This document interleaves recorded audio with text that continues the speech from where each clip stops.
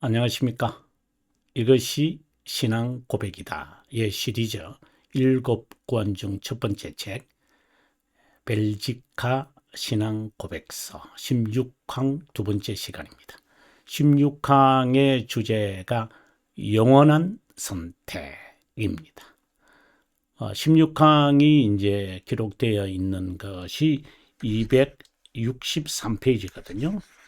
여러분, 그리고 우리가 오늘 두 번째 공부할 부분이 268페이지입니다. 그러면 263페이지로 가서 본문을 읽고 268페이지로 가서 제가 어떻게 해석하는지 보도록 하겠습니다. 263페이지에 있는 본문의 내용입니다. 우리가 믿는 것은 아담의 모든 후손이 최초의 부모의 죄로 인해 멸망과 파멸에 빠졌지만 하나님께서 자신의 자비함과 정의를 명시하셨다는 것이다. 자비함과 정의를 명시하셨다. 이것을 이제 웨스트민스터 기준서에 의하면 은혜, 언약의 서론이다. 이렇게 말합니다. 왜 은혜, 언약의 서론이라고 이야기를 하느냐 하면, 우리가 은혜, 언약, 이렇게, 언약이라고 할 때는 영원한 하나님의 작정이 누구를 위하여? 바로 하나님의 자녀, 즉 선택된 자들을 위한 하나님의 작정이, 이건 영원성이 있는 거죠. 시간 속에 이제 드러날 때는 언약이라는 방식으로 나타납니다. 그 언약은 누구에게 실제로 관심이 있느냐면은 바로 하나님의 선택된 자를 위한 겁니다.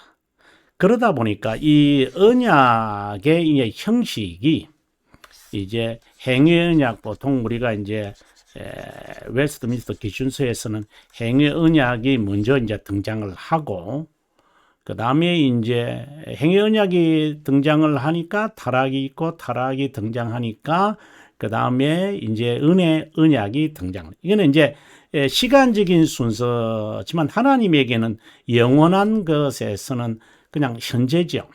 이걸 잊어버리면 안 되는 것 같아요. 그래서 이제 실제로 하나님은 선택된 자에게 관심이 있는 겁니다.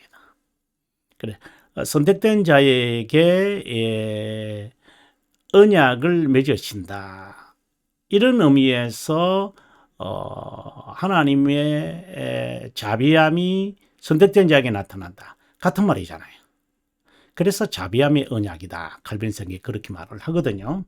그래서 웨스트민스터 기준서에서 말하는 은혜 언약이나 은혜 언약이라고 하는 말이나 뭐 또 다른 말로는 언약 신앙이라고 합시다. 카브란트 테올로지. 그리고 정의. 근데 실제로는 자비함의 언약이죠. 왜? 선택된 자에게는 자비함이 나타나니까. 그것은 이번에서 오늘 우리가 공부 여기에서 나오기 때문에 한번 읽어보면서 또 계속해서 진행하도록 하겠습니다. 자비함이란 순전히 선하신 자신의, 다시 말해서 선하신 자신의 영원 불변한 방침으로, 그래서 자비함, merciful이라고 할 때는 항상 이 영원성이라는 것을 기억하면 좋을 것 같아요.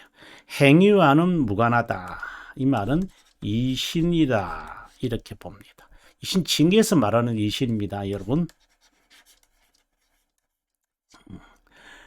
그리스도 예수님, 우리 주님 안에서 선택한, 그래서 영원에서 선택한 백성들 모두를 하나님께서 이 멸망으로부터 구조하여 보존한다는 의미가 바로 자비함이다 라고 되어 있습니다. 그래서 선택한 모두 이렇게 되어 있죠. 선택한 자를 자들에게 구조해야 된다. 예. 그들을 하나님께서 deliver 하기로 하신 것. 그것이 시간 속에 나타나면 구속 사역이라고 그렇잖아요. 구속 사역이다.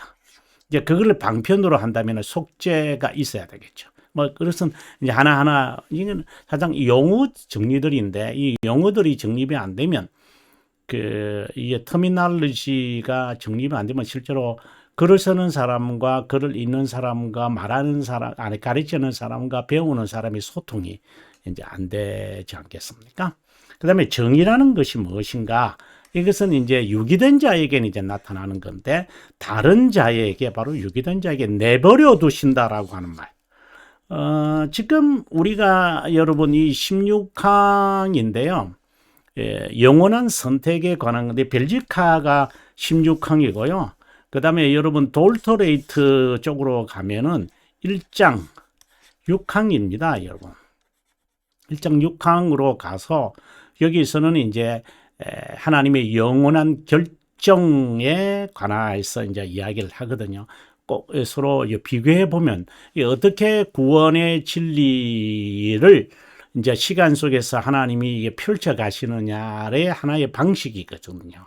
근데 이제 돌토레이트는 특별히 그것을 어떻게 왜곡시키고 있는 이걸 아주 은근하게 쉽게 말해서 능구렁이처럼 이렇게 날름날름거리면서 살짝 진리를 부인하는 쪽으로 가게 만드는 그런 예민한 측면을 이제 다루고 있으니까 매우 어렵기도 하고 어떤 때는 혼동 내가 이렇게 믿어 왔었는데라고 하는 거는 헷갈리는 부분도 있긴 있어요. 자, 아무튼 268페이지로 가서 계속 읽도록 하겠습니다. 268페이지입니다, 여러분. 하나님의 자비함에 관한 고백이다. 하나님의 자비함은 영원한 선택과 관련을 맺는다. 그분의 자비함은 세 위격의 속성들 중에 하나로서 영원성을 지닌 게 있다. 그래서 자비함 이렇게 나오면요, 그냥 영원한 자비함. 자비함은 누구를 위한 거예요? 바로 선택된 자를 위한 거예요.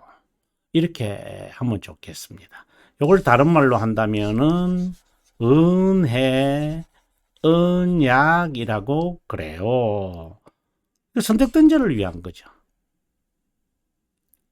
이 부분의 구획을 정확하게 하지 않고 얼버무리면 안 되죠. 네, 그죠? 그러면은 은혜 언약과 유기된 자는요, 상관이 없어요, 여러분. 자, 여기서 여러분 정확하게 이제 지난 시간에 제가 개념을 설정한 것이 뭐냐면은, 자비함이 선택된 자에게 나타나요. 이렇게 제가 이야기를 했어요. 그러면 지금 선택된 자들, 그리고 하나 더요. 그 다음에 정의는 이제 좀 이따가 우리가 동그라미 3번에서 하겠습니다만은 이거는 좀 지우고 들어가야 될 것 같아요. 네. 선택된 자에게 나타나고요. 이것은 유기된 자에게 나타나요. 이렇게 되어 있어요. 그런데 선택된 자든 유기된 자든 다 타락 가운데 부패성을 지니고 있잖아요. 그러면 유기된 자에게 나타나는 이 정의가 선택된 자에게도 자연스럽게 임해야지요. 그건 당연한 거잖아요. 타락한 가운데 있으니까요. 네. 그럼에도 불구하고 자비함이 이제 베풀어져야 돼요. 이게 이제 구원의 딜리버런스가 되거든요. 자, 그러면 어떤 절차를 이제 밟느냐? 이제 하나님은, 그러면 이 하나님의 정의는 항상 무엇이 따라온다 그랬어요? 처벌이 따라온다 그랬죠. 일시적이고 영원한 처벌이 따라와요. 그럼 이것을 그리스도가 담당하셔야 돼요. 아니, 그리스도가 담당한다. 그리스도 안에서 선택되어졌기 때문에 그리스도가 이제 이 처벌을 이제 대신 받으실 거예요. 그래서 하나님은 만족하시는 거예요. 여기서 아버지가 만족하고 아들이 만족시켰다. 이런 식으로 생각하시면 안 돼요. 네. 우리 이제 주된 사역이 이제 사역의 활동이 그렇게 나타났다는 것이지 말을 그렇게 하면 안 돼요. 그런데 그것이 그분의 그 특성이라고 보시면 안 돼요. 상당히 이게 굉장히 매우 어려운, 그러니까 아주 뭐라고 해야 될까요? 매우 종이 한 장 차이예요. 말은 정말 분명히 이제 해야 돼. 자, 만족이 되어져서 이제 그리스도가 보통 우리가 말할 때 의를 얻었다 이렇게 말해요. 공의를 얻었다고 그러잖아요. 그분이 의이신데 무슨 의를 얻겠어요? 자, 이것은 좀 있으면 이해할게요. 이 의를 얻어서요. 그 의를 누구에게 이제 베푸는 거예요? 예, 선택된 자에게 베풀어요. 왜? 정의의 대상이 될 수밖에 없는 자가 되어버렸지만 예수 그리스도인은 중보자가 대신 대속이라 그러죠. 대속을 받아서 이 의를 이제 본인의 의를 이제 실제로는 본인의 의죠. 주님이 의가 없는데 의를 얻는 거 아니죠. 이제 본인의 의를 선택된 자에게 줄 수 있는 이것이 공의로운 거잖아요. 이것이 바로 공의로운 심판이라고 그래요.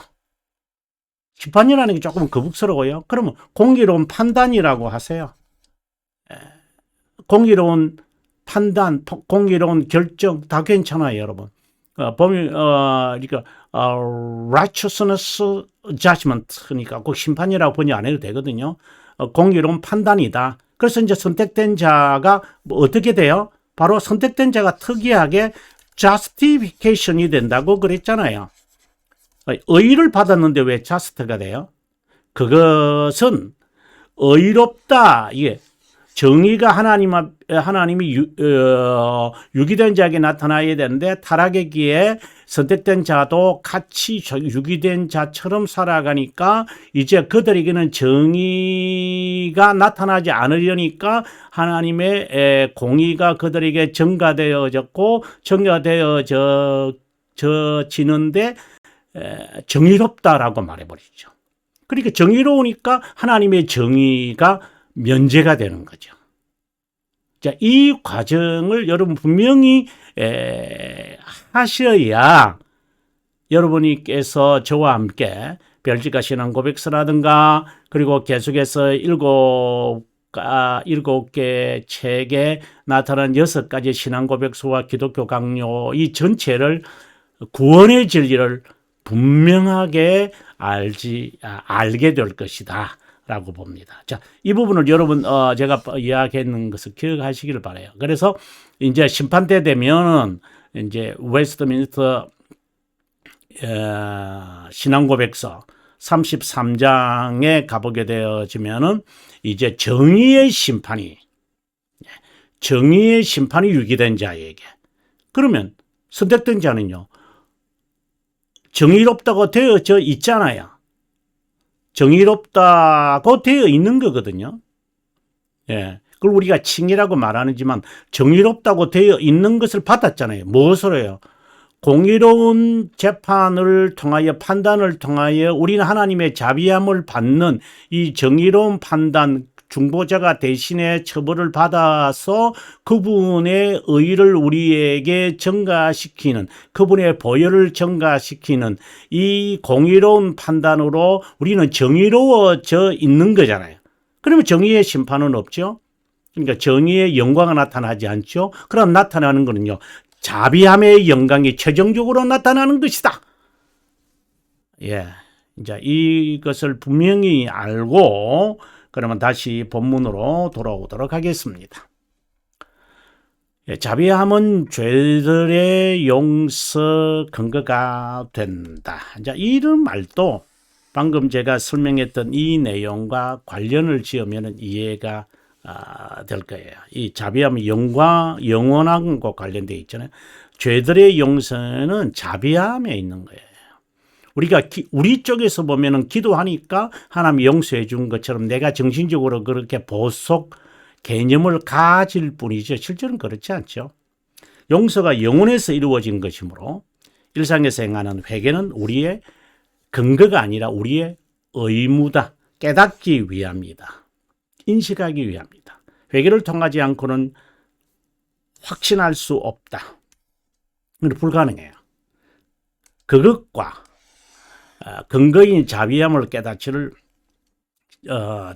근거와 의무를 헷갈리면 안 돼요. 의무와 근거를 헷갈리면 안 된다 이 말입니다. 성경은 하나님의 대표적 속성을 자비롭고 은혜롭고 노하기를 더디하고 인자와 진실함이 많은 하나님이라고 이야기를 합니다. 여기서 인자, 자비롭다라는 말은 인자라는 말이잖아요. 그죠? 인자. 천대까지 이른다. 이는 불변하다는 말이에요. 이와 유사하게 하나님은 은혜 베풀 자에게 은혜를. 이는 은혜를 베풀 자가 누구예요? 긍휼을 여길 자는 누구예요? 하나님의 선택된 자이죠. 말씀이 이제 이렇게 해석이 되어지겠죠. 그 다음에 계속 여기서 하나님의 전체적 속성이 어떤 것임을 말하고 있다고 본다. 하나님은 자비로움, 그러니까 자비의 하나님이다. 이렇게 말해도 돼요. 그 자비함은 천천히 노하고 이것도 선택된 자를 향하여 있는 거예요. 인자와 신실함에 풍성하다고 한다. 자비함은 일방적이지 않아서 일부에게는 그렇지만 그렇지 않는 자에게는 벌과 응보가 있다고 말한다. 다른 말로 하나님의 자비함과 정의가 있다는 것이다. 선지자 예레미야는 사랑과 정의와 공의에 대해서 이야기하는데 사랑은 자비함이고 정의는 심판이고 공의에 대한 하나님이다. 이렇게 이야기를 해요. 우리를 향하신 하나님의 자비, 정의, 이제 이 말을 지금 한 거거든요. 이 자비는 우리 자신의 비참함을 깨닫게 될 때 비로소 바라게 된다. 자비함을 바랄 때 우리는 하나님의 정의와 공의를 떠올려야 한다. 전자는 모반한 자에게, 정의는 모반한 자에게, 공의는 자녀에게, 전자는 염소에게, 양에게. 자, 이렇게 하나씩 구분되면 좋겠다. 하나님의 자비함은 선택된 자에게 아주 중요한 문구라고 제가 했잖아요. 이렇게 명시된다. 여러분 정말 중요한데요. 이거는 다른 부분을 우리가 한번 찾아보고 넘어갔으면 좋겠습니다. 먼저 여러분 연구자용 3권 14장 6항 이런 부분들을 한번 우리가 읽어보도록 하겠습니다. 그럼 여러분 연구자용 책을 한번 펴보시죠. 예, 연구자용 3권 14장 6항입니다. 우리는 가장 강력하게 주장될 때까지 하나님께 속한 것을 그분의 것이라고 인정하기를 거절하는 악의가 가득한 자입니다. 여호와께서 이를 감찰하시고 기뻐 아니하시고 사람이 없음을 보시며 중재자 없음을 이상히 여기심으로 자기 팔로 스스로 자기 의를 스스로 의지하사 라고 말합니다. 정말 귀한 말씀입니다. 이 말씀은 하나님을 도와 자신의 구원을 회복시킬 수 있는 자가 세상에 한 명도 없음을 의미한다. 또 다른 말로는 내가 내게 장가들어 의와 공병됨과 은총과 긍휼이 여김으로 여기서 언약이라는 공병됨과 내게 장가도록 영원히 살되 이게 언약이라고 하는 말이다. 하나님의 자비함에 의존하는 것으로 우리가 하나님과 우리가 처음 연합하는 것을 말한다. 여러분 장가도록 긍휼히 베푸는 것, 자비함을 베푸는 것 이게 언약이라고 하는 말인 것을 지금 여기서 말하고 있습니다. 예, 돌트레이터 1장 6항 2분 3분이었죠. 한번 보도록 하겠습니다. 그 작정에 따라 그분은 아무리 완강하더라도 선택된 자라면, 그분이 선택한 자라면 뭐 같은 말입니다. 심정을 호의적으로 부드럽게 하지만 공정한 심판에서 볼 때 선택되지 않은 자라면 사악과 완고함에 내버려 둔다. 그리고 여기서 동등하게 파멸에 관련된 사람을 구별하시는 하나님의 뭐가 있어요? 자비함이 있다. 공의로운 차별이 여기 있다. 다른 말로 한다면 righteousness judgment가 여기에 있다. 하나님의 적으로 있는 타락 가운데 있는 선택된 자에게 하나님이 자비함을 베푸는 것은 공의로운 차별이다. 제가 아주 강조해오는 그 내용이죠. 자, 그러면 다시 본문으로 돌아오겠습니다. 예, 다시 우리 본문으로 돌아왔는데요. 여러분, 좀 윤곽이 좀 이렇게 잡히는지 모르겠어요. 자, 하나님은 읽어보겠습니다. 선택된 모든 자를 멸망으로부터 구조하여 보존한다. 잊지 마셔야 됩니다. 선택입니다. 달리 말하면 하나님은 그들의 아버지가 되고 자비함을 명시하여 구원하여 견인한다는 것이다. 이런 면에서 선하심에서 자비함이 나온다라고 말을 한 거다. 자비함은 선하심에서 자비함이 이것이 아니라 선하심을 통하여 자비함을 깨닫게 된다라고 하는 말씀입니다. 그래서 아버지가 상거가 먼데도 기다리고 있는 이제 거기에서 자비함을 깨닫는, 아버지는 선하심이잖아요. 자비함은 영혼에서 선택한 모든 자에게 명시하여 구조하고 보존한다. 계속해서 읽습니다. 선택이란 영어 단어는 election이다. 선택된 자를 말할 때는 chosen people이라는 말보다는 peculiar people이라고 말한다. 1장 10항에서 이제 나오는데요. 아마 이때 때 좀 더 설명하겠습니다. 유대인들을 선별한 백성, 선택자라고 부를 때에 peculiar people이라고 말한다. 중보자이신 그리스도는 하나님의 정의를 만족하고, 앞서 제가 판서를 통해 설명했는데요. 선별된 자를 위하여 의를 획득하여 우리에게 전가한다. peculiar라는 형용사는 유별나거나 이질적이라는 뜻을 가지고 있다. 하나님의 영혼에서 이런 자를 선택하신다. 선택이라는 단어는 동사로 choose, select, 뭐 골랐다 이런 개념이 아니라 elect이라고 하는 것이다. 두 단어는 개인적이고 무슨 나은 것이 있을 때 사용하지만 elect이라는 것은 합의에 따라서, 그래서 우리가 투표라는 말이잖아요. 합의에 따라서 대통령이 한 명이라도 저 상대방보다 많으면 대통령이어야죠. 그 미국에서 이제 알 고울이 투표 수로서는 많았어요. 그러나 선거인단의 수가 부시가 많아서 이제 부시에게 양보될 수밖에 없었던 거죠. 어떻습니까? 법이 그런 건데요. 그건 합의잖아요. 그래서 셀렉이 아니에요. 추즈도 아니에요. 일렉이야, 여러분.